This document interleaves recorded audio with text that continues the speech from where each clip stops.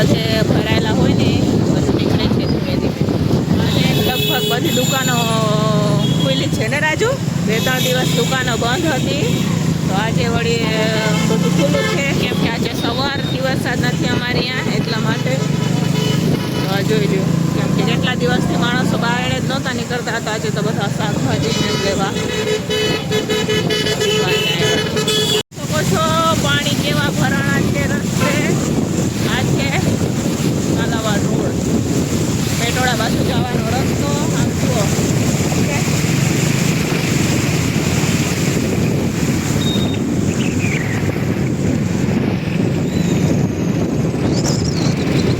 બધે એવા પાણી ભરાણા છે.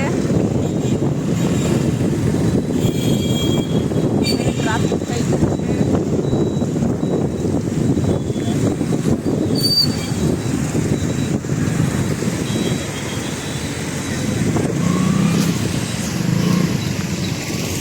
રિક્સ ન લેવાય હો.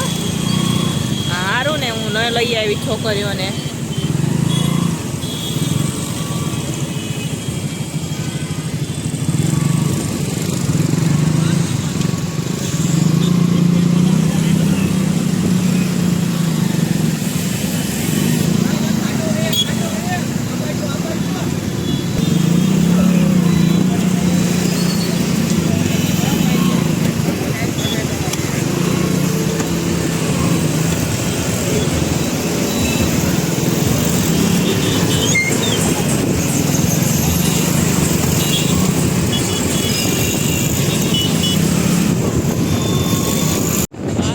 ચોકડી પાસે પણ એટલું જ પાણી છે.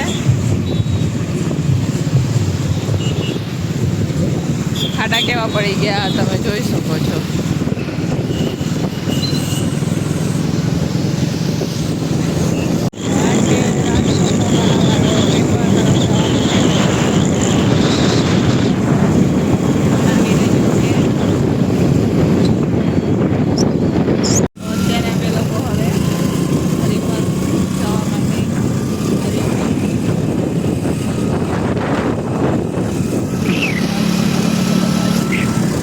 હરિપર આવી ગયું, અહીંથી ચાલુ થઈ ગયું હરિપર.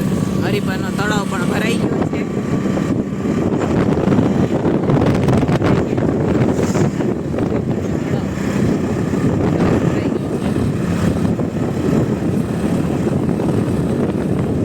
અહીંયા કારખાનામાં સરસ મજાનો બગીચો છે, તો એમાંથી હું આ કઢી લીમડીના પાન તોડી રહી છું. અને અહીંયા લાઇટ નથી એટલે જનરેટર ચાલુ છે. અજયભાઈ દૂધ લઈને ઊભા છે, કેમ કે અમારે બનાવી છે કોફી, પણ પહેલાં આપણે પાન તોડી લઈએ. હેલો ફ્રેન્ડ્સ, તો હવે આપણે સેન્ડવિચ બનાવી રહ્યા છીએ છોકરાઓ માટે. તો અડધી શેકાઈ ગઈ છે ને અહીંયા બીજી બનવાની ચાલુ છે. તો તમે જોઈ શકો છો, આ સેન્ડવિચ રસ્તામાં દબાઈ ગઈ, કેમ કે પાણી વધારે હતું.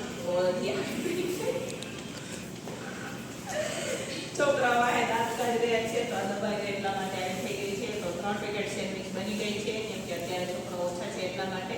તો ચાલો ફટાફટ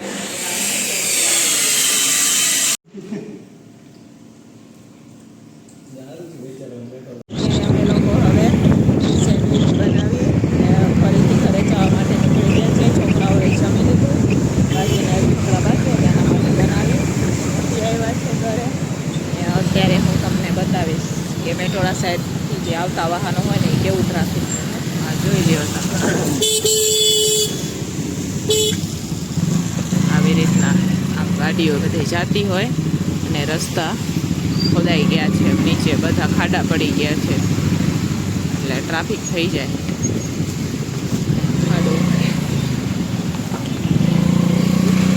કેવા ખાડા થઈ ગયા છે, આટલા ખાડા થઈ ગયા અહીંયા.